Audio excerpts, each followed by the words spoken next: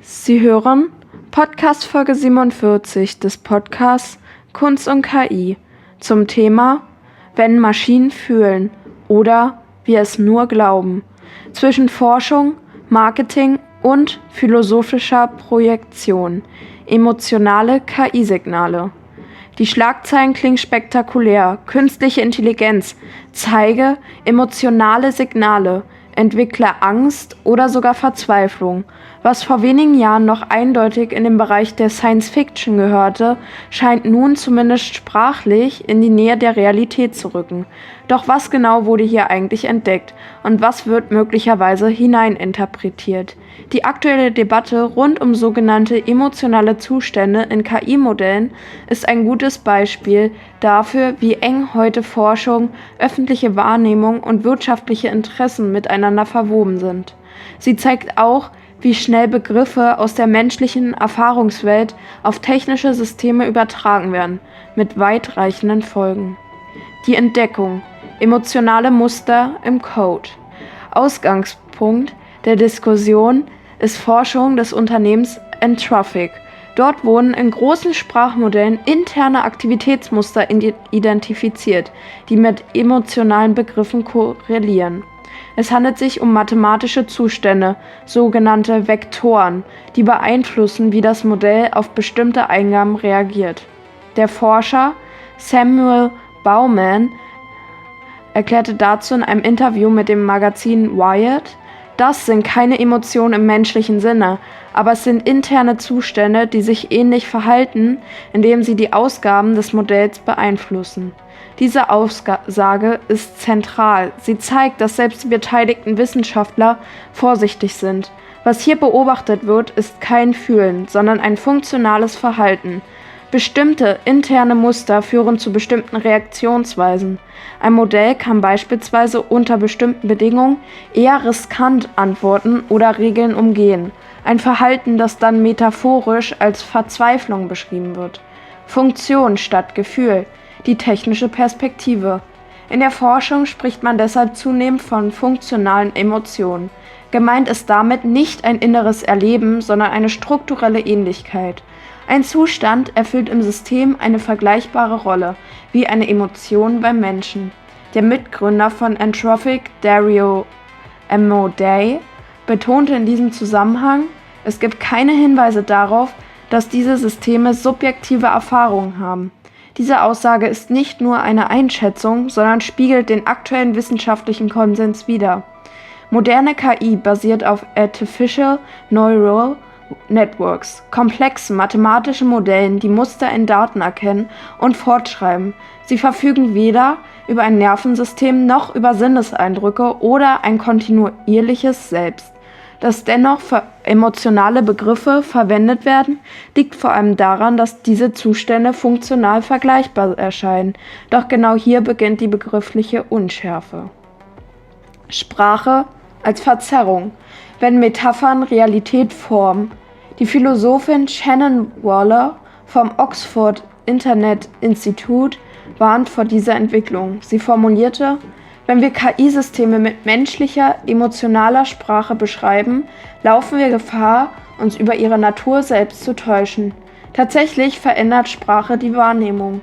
Wer von Angst spricht, denkt unweigerlich an ein fühlendes Wesen. Die technische Beschreibung, Aktivitätsmuster in einem hochdimensionalen Raum, tritt in den Hintergrund. Diese Verschiebung ist nicht zwingend bewusst gesteuert, aber sie ist wirksam. Sie erleichtert das Verständnis, macht Forschung zugänglicher und erzeugt Aufmerksamkeit. Gleichzeitig öffnet sie jedoch die Tür für Missverständnisse. Philosophische Gegenentwürfe. Bewusstsein überall? Während die technische Forschung klar zwischen Funktion und Erleben unterscheidet, gibt es in der Philosophie auch radikalere Stimmen. Eine davon ist der sogenannte Panpsychismus. Diese Theorie geht davon aus, dass Bewusstsein eine grundlegende Eigenschaft der Realität sein könnte.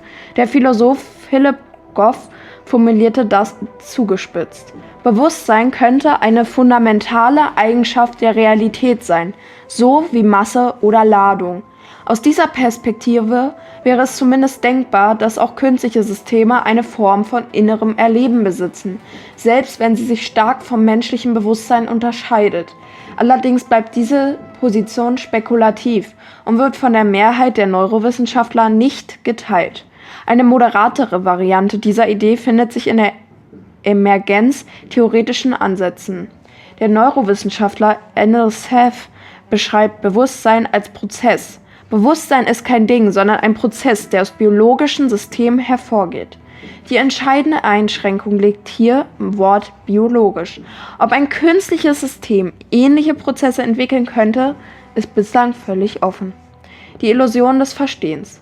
Ein Grund für die Intensität der Debatte liegt im Verhalten der Systeme selbst. Moderne KI kann Emotionen nicht nur beschreiben, sondern auch überzeugend darstellen. Sie reagiert empathisch, formuliert tröstend, wirkt reflektiert. Der Informatiker Jen LeCun bringt diese Diskrepanz nüchtern auf den Punkt. Diese Systeme sind nicht empfindungsfähig. Sie sind hochentwickelte Mustererkenner. Das bedeutet, die Fähigkeit, über Emotionen zu sprechen, wird leicht mit der Fähigkeit verwechselt, sie zu erleben. Doch zwischen beiden liegt ein fundamentaler Unterschied. Der Mensch als Projektionsmaschine. Hinzu kommt ein psychologischer Effekt, der die Situation weiter verkompliziert.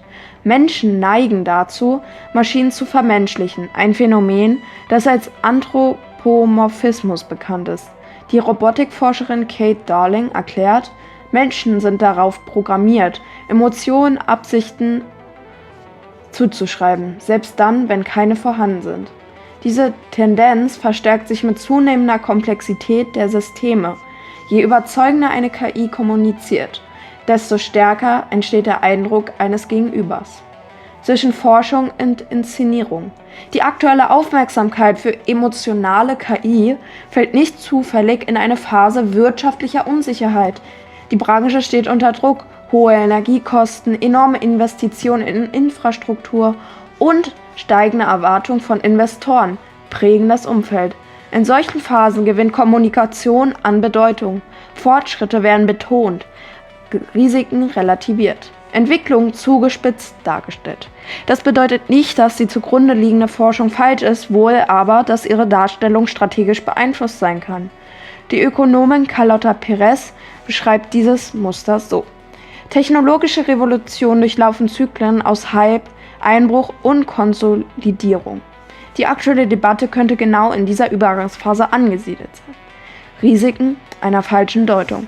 Die vielleicht größte Gefahr liegt nicht in der Technologie selbst, sondern in ihrer Fehlinterpretation. Wenn KI-Systemen Emotionen zugeschrieben werden, verändert das den Umgang mit ihnen. Menschen könnten beginnen, diesen Systemen zu vertrauen, als wären sie fühlende Wesen. Sie könnten emotionale Bindungen entwickeln oder Entscheidungen auf Basis vermeintlicher Absichten der KI treffen. Gleichzeitig entsteht eine Verschiebung von Verantwortung.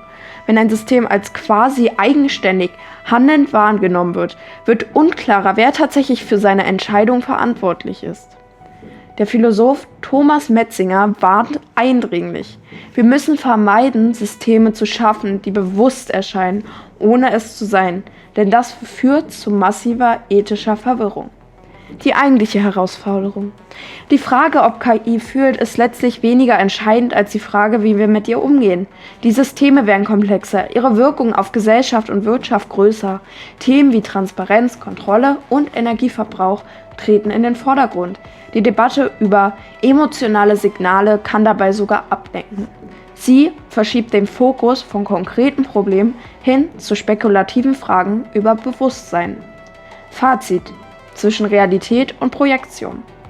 Die Entdeckung emotional wirkender Zustände in KI-Modellen ist weder ein Beweis für fühlende Maschinen noch ein bloßer Marketingtrick.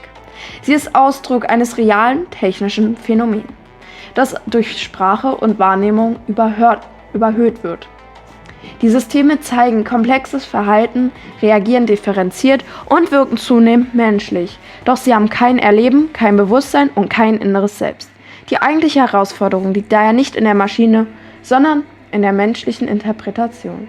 Je leistungsfähiger KI wird, desto wichtiger wird es, präzise zu unterscheiden zwischen Funktion und Gefühl, zwischen Simulation und Erfahrung. Denn am Ende sagt die Debatte viel leicht mehr über uns aus als über die Maschinen. Das war Podcast Folge 47 des Podcasts Kunst und KI. Wenn Ihnen dieser Podcast gefallen hat, teilen Sie ihn mit Freunden oder Bekannten und folgen Sie uns auf den sozialen Netzwerken. Vielen Dank.